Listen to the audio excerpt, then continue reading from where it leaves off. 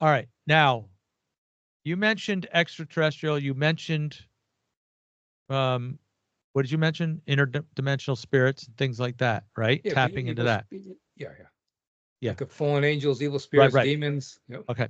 I'm gonna share information that's going to prove that these things are definitely occultic in nature. I mean, that's all these things are. It's not scientific at all. It's technological, but it's technological witchcraft. It's metaphysical, which means outside of the physical realm, almost like speculative spiritism, spiritism mixed with the physical world. It's universalism, it's spirituality of New Age. I didn't want to divulge that yet, but I'm going to get to that.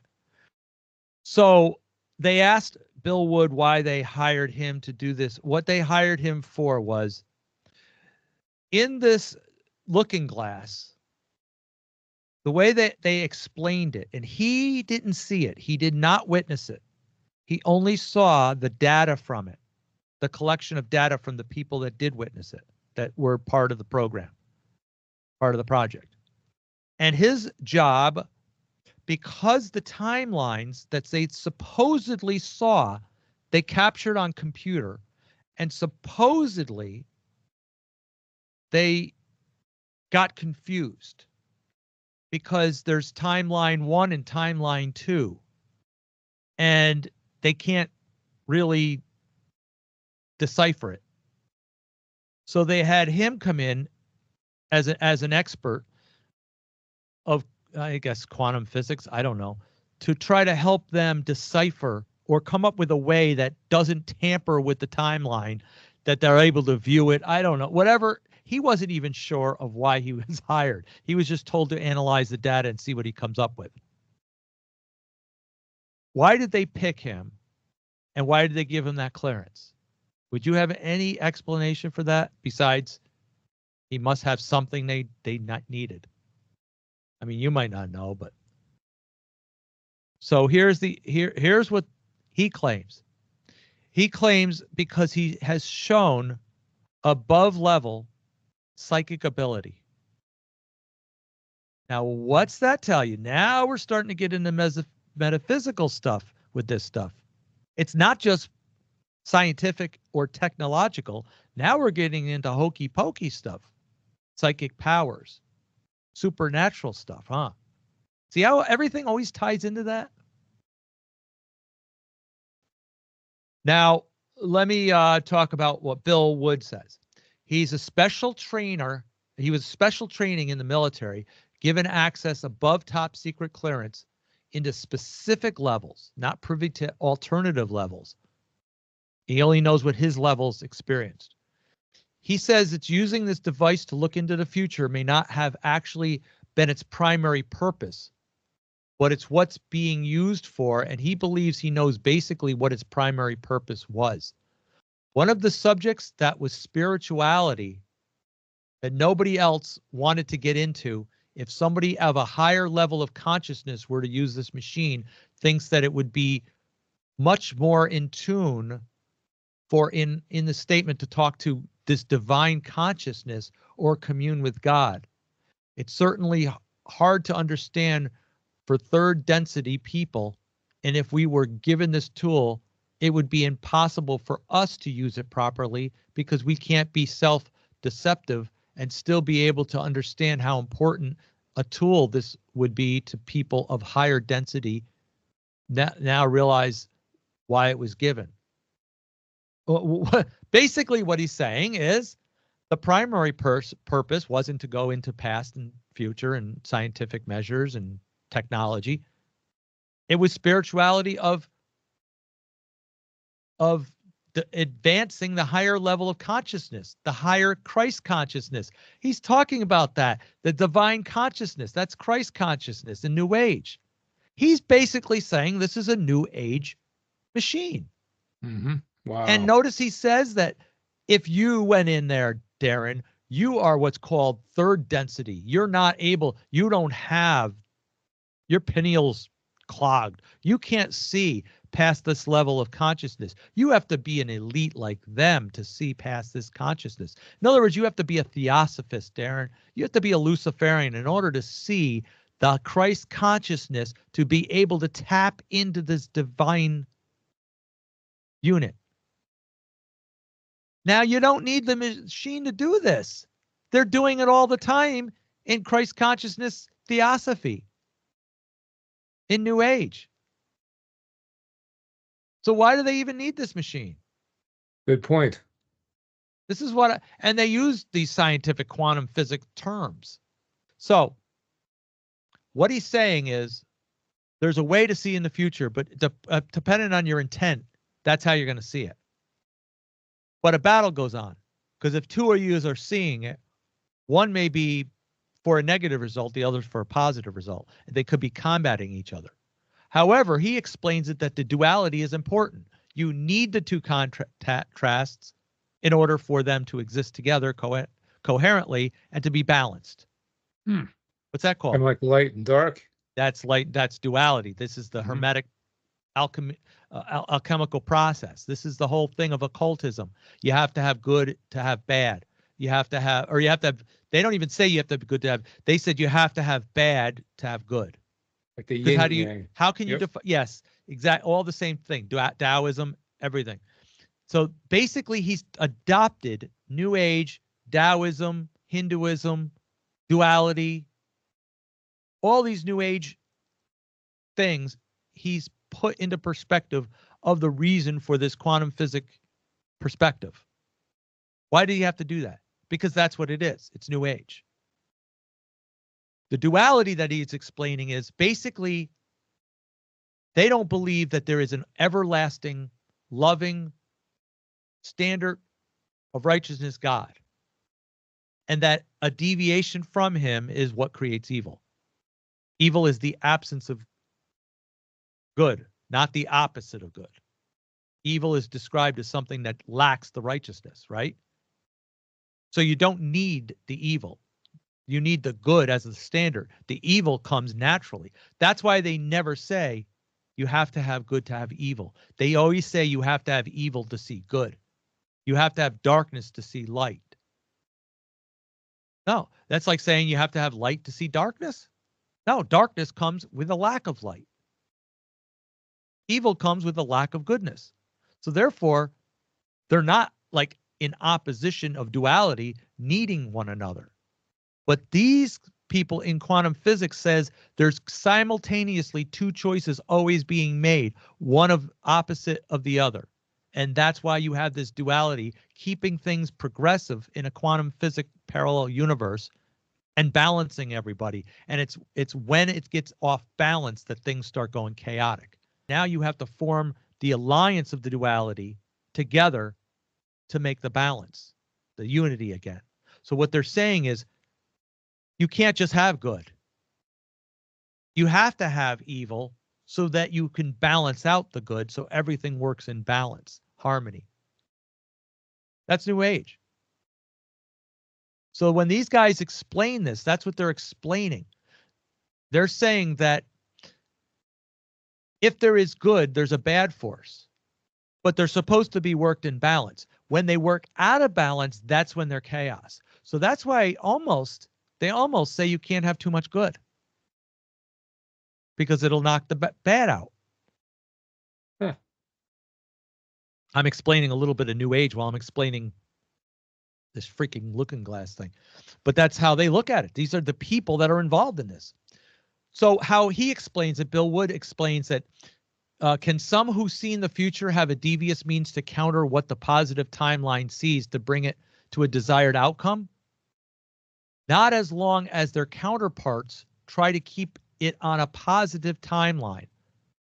So in other words, as long as they're what they called white hats, preventing the end destruction from making it come about, they're holding back the black hats who have a negative look at it. And that's what this duality keeps in balance. You have to have the black to know the white. You have to have the bad to understand good. Therefore, each is required. This is like all ancient stuff. But you got to remember that these guys are ancient philosophers. They're like they believe in the ancient occultism and stuff. So of course they understand this. But somewhere in the parallel universe, the string theory. Now you understand the string theory? Your voice, your mic. Your mic. Yeah, with the There you go. quantum physics and how things are attached through basically, like, I don't know if they want to admit ether exists, but through just a connection from Yep. all matter with waves and different crazy theories they got. Yeah, exactly. Well, exactly, but not explained it enough. We don't really, but yeah, to do with that. Each choice has a consequence. It's called the layered time. It sounds plausible, right? Mm-hmm. Quantum physics sounds plausible if you actually explain it like this. Layered time. It sounds possible that if there are only two choices, and if one of those choices had one alternative result rather than the other, then an infinite and based on the next decision causes a different timeline shift. But there's a problem. Now, they say that there's a positive timeline and a negative timeline. And the positive one, like whichever one's more prominent, is the one that's going to likely come out. That's what they say. So the timelines that they see different variables of timelines, but it comes down to two timelines. One if you choose this, and one if you choose that. Now they say one's positive, it's identified as positive. But isn't that subjective? What's positive to them? Mm-hmm. If one's negative, the negative, their positive could be that we tap into a universal mind and that we bring Lucifer on the throne. Their negative might be that God in heaven is divine and he's going to judge the world in a wrath. That could be negative to them. Yep. But to a Christian, that's positive. Just like with white witchcraft and black witchcraft, Exactly. They're both consulting evil spirits. Yeah. So, yeah. So it's subjective of what they cause positive. So when they say the timeline gives a positive and negative outlook, what's the timeline that's inanimate basing on the positive and negative? Isn't it just choices to it? It only makes sense if you believe it's one or the other. So to them, even the positive and negative is something of morality, but who chooses the morality? Is it something of consensus that's desired as positive, or it's something that the New Agers desire as positive? Because a New Ager would say it's positive if we tap into the universal mind. A Christian would say that's negative. The positive is if you get to know Jesus Christ and know God through your mind, through his spirit. So therefore, my timeline and their timeline of what they measure is arbitrary to each other. It's objective.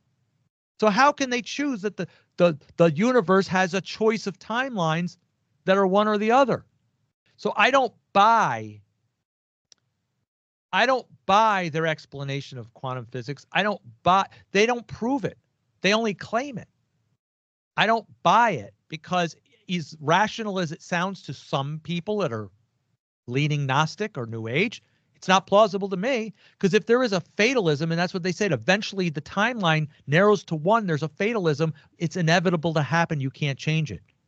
Whoa, what does that mean, Darren? Does that mean that you can never come to Jesus Christ if you weren't?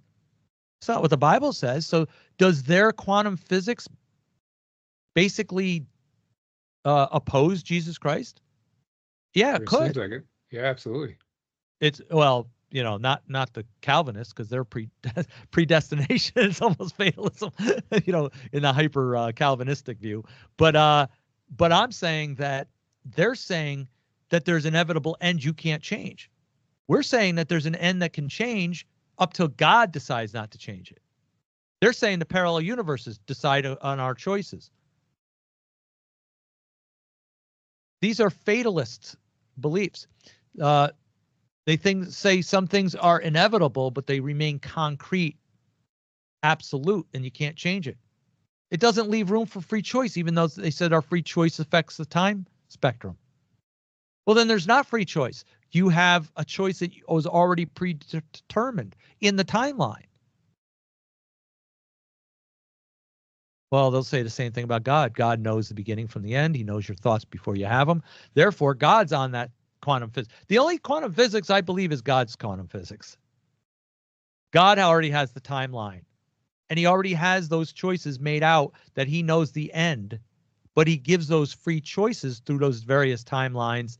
Yeah. Well, they say the spin is that it's likely a scenario that changed and didn't happen because the results of one decision changed it. Oh, okay. So basically, I'm going to look into the future. I'm going to tell you what's happening in the future. Buy my book, Darren. I'm going to tell you what's going to happen in 2026.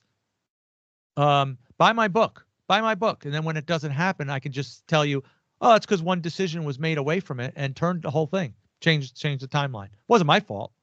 Wasn't that I didn't see it at the time.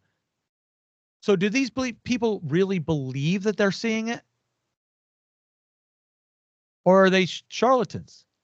I think that they actually believe that they're seeing it, because New Age, they're not going to deny their belief system. I believe that they actually are seeing what they want to see.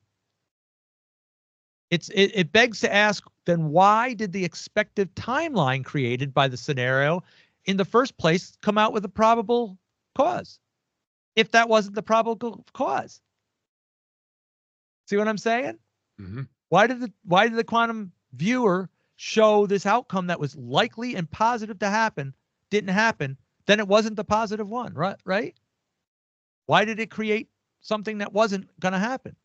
Why did it show them that? Because that's the outcome they thought it was going to happen. I believe it has a play on their conscious. This thing might be a conscious machine, not a future machine. It might be something speculative. Maybe they're getting fed by demonic entities, and partly part of their conscious of what they want to see. Because they did admit that what they see is based on what's in their conscious. He says that this is to affect our higher self. It's connection with our higher self in our altered state of consciousness to learn.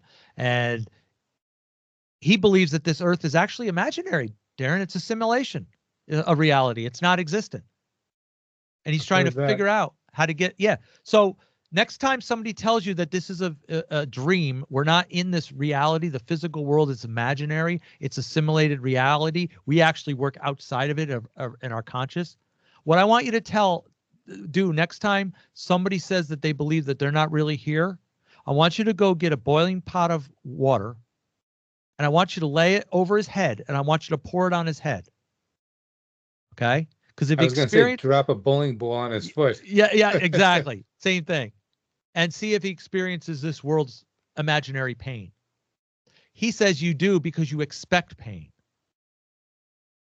What about the times you don't expect pain? They do it when they're not looking. Yeah. Yeah. Consciousness must change, he says. Oh, isn't that what magic is? Change conformity to will? He believes we're changing to the reality. And he says it's like magic in the world once we realize what the world's doing. And the timelines can change as we realize the good. He believes DNA is a physical phenomenon through quantum mechanics built for the stages of embodiment in this form we now have in this project called Earth that we experience through many reincarnations. And when we awake from it, from this dream, that's when we come outside it. And has he come from this dream? He's telling you this, but notice the people that tell you this can't do it in reality. He's still doing it. He's still learning how. Why didn't he come to his realization in his past 50 lives, Darren? Good question. How come now he's telling you this and he's still riding the coattail of this human physical life and still telling you how we can get out of it, but doesn't know how still? Oh, we're going towards it. So how many lifetimes of reincarnation does he need before he wakes up out of this dream? 10? A million? And every time he recognizes he needs to come out of it, but he never comes out of it, does he? This is like a person in denial. He can't face it, can't learn. He's not learning. He's not growing. He's thinking differently. He thinks he's growing through it, but he can't physically get out of it. Now, I do believe in this astral travel stuff. I had an experience happen to me once where I was experiencing. We're almost done, Darren. Are you good on time? Yeah, okay. Couple more seconds. Yeah. Okay. Mm-hmm. So I experienced. I used to be in the occult, whether you know it or not. I was in the occult. I practiced a little bit. I dabbled in the spells and witchcraft and stuff. So I understand how it works. I've experienced it. I think it's deception, but I've experienced it. I think it's a little bit of you're tapping into a spiritual entity or spiritualism, and it's controlling you. It's giving you insight, but it's not the insight we're supposed to have. But anyway, I could say my pineal gland was open at that time, Darren, but my third eye was open. So, all right, the Monroe. Yep. Yeah. The Monroe Institute of Applied Scientists in the Gateway program. This is the CIA program. It involved this guy, Robert Monroe, an executive, was found himself leaving his body, his physical body, to travel via a second body, a spirit body, astral projection, and removed himself from the physical and spiritual realities of his life. He was inhibiting a place unbounded by space and time. He wrote a book about it. And through this experiments, the government did experiments based on these applied sciences. And they started the Gateway program. I heard about them experimenting with astral projection. They were talking about using it for spy techniques and everything else. Whether they're doing it or not, I don't know. But the point is, and it talks about audio frequencies. It talks about vibrations. So I experienced exactly what this is talking about. I just didn't know about this program back when. But that's what it involved. Now, rather than saying that these guys are doing scientific metaphysical experiments and possible things that are happening, Darren, they always involve the occult. And this involves the Majestic 12. This involves all the magicians. This involves, Luciferians. This involves yoga. They talk about yoga in this. It all involves exercises to do with occultism and New Age. Why is it so hard to believe that if they think that they can do this, that they aren't tapping into demonic entities and getting remote viewed to project to them what the remote viewing wants them to see, or to give them hope that they're doing something, and all they're actually doing is invoking spirits and giving them life. Just like with what do you call those fortune tellers, getting information from demonic spirits. That's all it is. So that's why my point about all these metaphysical programs in the government, Gateway program, Looking Glass, they always have aspects of New Age. And the Bible tells us as Christians that we aren't to have anything to do with these things. We're not, it may be true. They may have a power that they utilize, but they have to tap into the demonic power to do it. That's not worth it. But I'm saying that these sciences are metaphysical, closer to demonology, New Age, and Luciferianism. Even if we think that they can do what they can do. But they can't, because they can look in the future and it changes, proving that it isn't authentic or it isn't absolute.